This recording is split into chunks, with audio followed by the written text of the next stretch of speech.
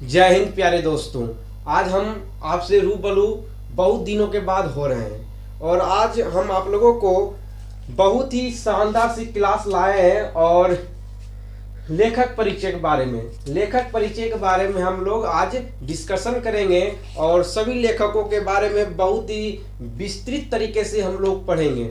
और जितने भी लेखक परिचय आपके हैं, आपका 24 चैप्टर है, 24 चैप्टरों का लेखक परिचय मैं आप लोगों को दूंगा। ठीक है, बशर्ते आप हमारे चैनल को सब्सक्राइब कर लें और बेल आइकन को जरूर प्रेस करें। और सीरियल बाय सीरियल जैसे जैसे आपका चैप्टर है, पहला चैप्टर आपका भीमराव अंबेडकर जी के बारे में, दूसरा आपका नलिन विलोचन शर्मा का है, तीसरा मैक्स मूलर, चौथा हजारी प्रसाद द्विवेदी, उसके बाद गुणाकर मूले, उसके बाद अमरकांत, रामविलास शर्मा, पंडित बिरजू महाराज, अशोक वाजपेयी, विनोद कुमार शुक्ल, यतीन्द्र मिश्र, महात्मा गांधी। इन सभी का लेखक परिचय में अलग जो है इसी प्रकार से छोटे छोटे वीडियो बनाकर मैं लाता रहूंगा।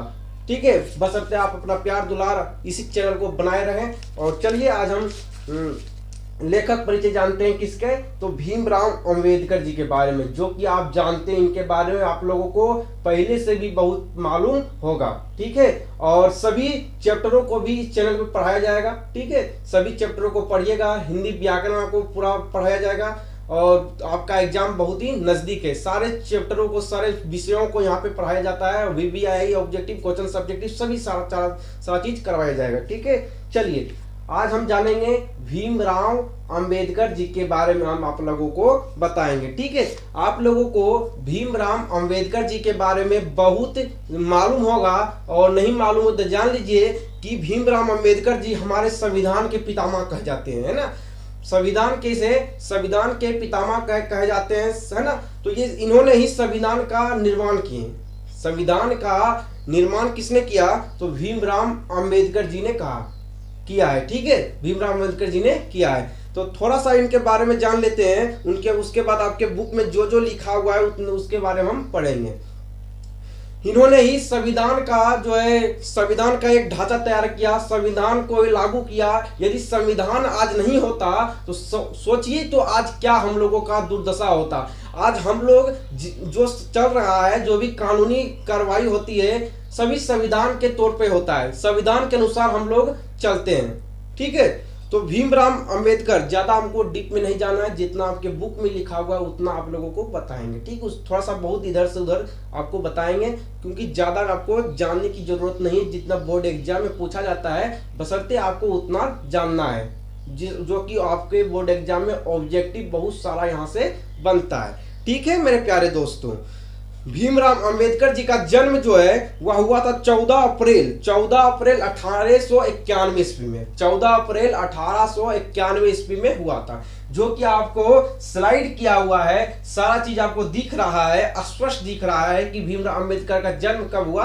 आप देखते जाइए, आपको हम समझाते जाएंगे। भीमराव अंबेडकर जी का जन्म 14 अप्रैल 1891 ईस्वी में हुआ था। और कहाँ हुआ था, तो महू में हुआ था। महू मध्य प्रदेश में हुआ था। ठीक है, यहाँ पे आपको मालूम चल गया, बोर्ड एग्जाम में ऑब्जेक्टिव में ये प्रश्न जरूर बनेगा। क्या बनेगा, तो पूछेगा कि भीमराव अंबेडकर का जन्म कहाँ हुआ और कब हुआ। तो भीमराव अंबेडकर का जन्म जो है 14 अप्रैल 1891 ईस्वी में महू मध्य प्रदेश में हुआ था। रट जाओ मेरे दोस्त, ये क्वेश्चन बहुत ही ट्रेनिंग में चलता है, आप इसे याद कर रखिए। प्राथमिक शिक्षा के उपरांत उच्चतर शिक्षा हेतु वे न्यूयॉर्क अमेरिका गए। कहने मतलब यह है, हाई क्वालिटी का इन्होंने पढ़ाई करने के लिए, हाई क्वालिटी की पढ़ाई करने के लिए ये न्यूयॉर्क गए। ये न्यूयॉर्क अमेरिका, न्यूयॉर्क कहाँ पड़ता है, तो अमेरिका गए थे। ये पढ़ाई करने के लिए, ये अच्छी पढ़ाई करने के लिए ये कहाँ गए थे, तो अमेरिका गए थे। जैसे हम लोग आज जो है पढ़ाई करने के लिए पटना जाते हैं, बनारस जाते हैं, दिल्ली जाते हैं, है ना, भागलपुर जाते हैं, उसी प्रकार इन्होंने पढ़ाई करने के लिए ये कहाँ गए, तो ये अमेरिका गए थे। ये न्यूयॉर्क अमेरिका गए थे। यहाँ से भी क्वेश्चन पूछा जाता है, जैसे क्वेश्चन पूछा जाता है बोर्ड एग्जाम में, मैं आप लोगों को बता रहा हूँ। यहाँ से क्वेश्चन इस प्रकार से बनता है कि डॉक्टर भीमराव अंबेडकर पढ़ाई करने के लिए कहाँ गए थे, न्यूयॉर्क अमेरिका गए थे। याद रखिएगा, ये सारे क्वेश्चन आपके बोर्ड एग्जाम में बना हुआ है। ठीक है मेरे प्यारे दोस्तों, चलिए उसके बाद है तदुपरांत लंदन जाकर अध्ययन किए अध्ययन किए। वे अपने समय के सुप्रतिष्ठित जनों में एक थे। बुद्धि, कबीर और ज्योतिबा फुले से प्रेरित बाबा साहेब अछूतों, महिलाओं और मजदूरों को मानवीय अधिकार व सम्मान दिलाने के लिए आजीवन संघर्ष रहे। कहने का मतलब यह है कि भीमराव अंबेडकर जी के बारे में थोड़ा सा सुनिए बढ़िया से, ठीक है। भीमराव अंबेडकर जी जो थे ये पढ़ाई करने के लिए उत्साह इनके अंदर और इसलिए जागा था क्योंकि ये अछूत परिवार से आते थे, ये दलित परिवार से आते थे। इनको पढ़ने नहीं दिया जाता था, इनको पढ़ने के लिए नहीं दिया जाता था। जिन स्कूलों में इन्हें पढ़ाया जाता था, लोग को ब्रेंच पर बैठाकर, सुनिएगा ध्यान से, आपका ये जो है ना, आपके रोंगटे खड़े हो जाएंगे। रोंगटे इसलिए खड़े हो जाएंगे कि भीमराव अंबेडकर जी को जिस ब्रेंच पर लोग ब्राह्मण का बेटा, राजपूत का बेटा, है ना, सभी परिवार, सभी जातों को बैठाकर पढ़ाया जाता था, लेकिन इनको, ये दलित परिवार से आते थे, इनको नहीं पढ़ाया जाता था, इनको क्लासों में बैठाकर नहीं पढ़ाया जाता था। इनके साथ इतना अपमान हुआ कि इनको कुआं से पानी पीने नहीं दिया जाता था। यदि कहने का मतलब यह है, यदि ये किसी रिक्शे से आता था तो इनको रिक्शा चलाने के लिए दे दिया जाता था, लेकिन रिक्शा पर इसे नहीं बैठाते थे। यदि रिक्शा पर बैठाता था तो इनको जो है चलाने के लिए कहता था और लोग पीछे बैठकर जाते थे। इनका हंसी मजाक उड़ाते थे लोग, है ना।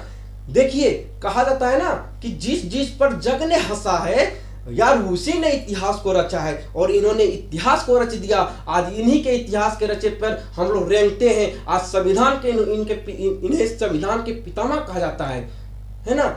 तो आपके ऊपर कोई हंस रहा है मेरे दोस्त, तो ये मत सोचिए कि हम कुछ नहीं कर पाएंगे। देखिए, इनके ऊपर भी लोग हंसा और इन्होंने इतिहास को रचा। आज बच्चे संविधान के पितामह किसे कहा जाता है, तो भीमराव अंबेडकर जी को कहा जाता है। और आज हम लोग सभी संविधान के हिसाब से ही चलते, संविधान के बनाए रूल नियमों के अनुसार ही हम लोग चलते हैं। उनके नियमों को हम लोग जो है नहीं तोड़ सकते, है ना।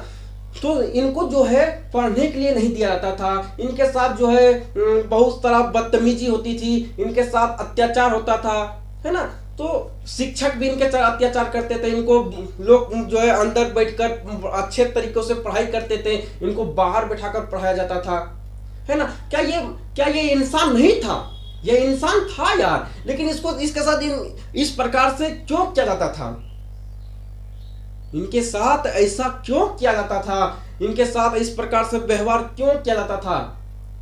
क्योंकि ये दलित परिवार से आता था, क्योंकि ये दलित परिवार से आता था। भगवान ने इसे दलित के परिवारों में जन्म दिया और लोग इसके ऊपर हंसता था, लोग इनके ऊपर हंसता था यार। और कहा जाता है ना, जिसके ऊपर जग ने हंसा है उसी ने इतिहास को रचा, जिसके ऊपर लोग ने हंसा है उसी ने इतिहास रचा है।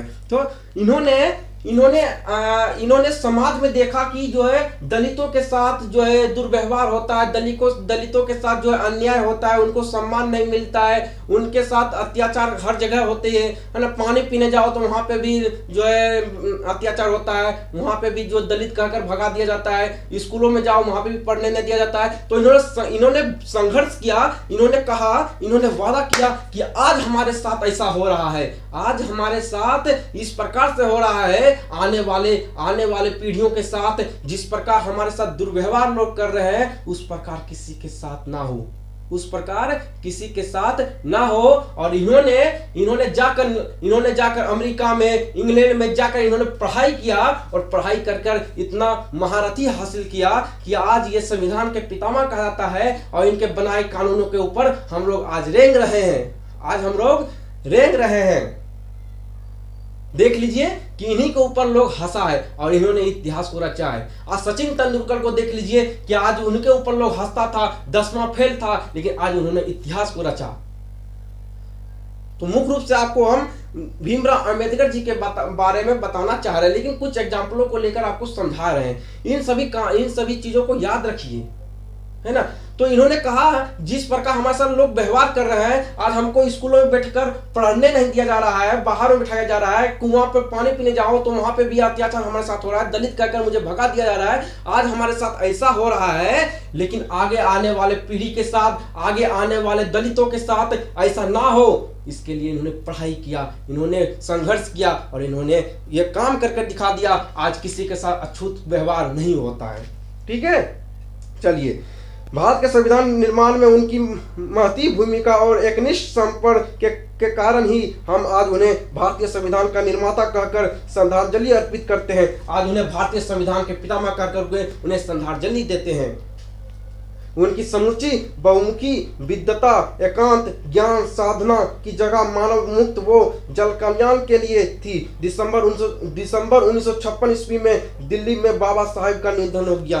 कहने मतलब यह है कि 1956 ईस्वी में बाबा साहेब भीमराव अंबेडकर जी का मृत्यु हो जाता है। भीमराव अंबेडकर जी का क्या होता है, तो निधन हो जाता है। बाबा साहब भीमराव अंबेडकर का 1956 ईस्वी में दिल्ली में क्या होता है, तो निधन हो जाता है। मैं बाबा साहेब भीमराव अंबेडकर को उनको नमन करता हूं कि आपने इस प्रकार से संघर्ष किया और इन्होंने बहुत सारे पीएचडी को प्राप्त किए, बहुत सारे पीएचडी उपाधि प्राप्त किए, है ना। तो ऐसे जो है ऐसे लोगों को आज हम लोग नमन करते हैं और इनके बनाए संविधान के अनुसार आज हम लोग इनके द्वारा बनाए गए कानूनों पे आज हम लोग चलते हैं। तो आज आप लोगों को बहुत ही बढ़िया से इनके परिचय समझ आया होगा। मिलते हैं नेक्स्ट वीडियो में, तब तक के लिए बाय बाय। जय हिंद, जय भारत।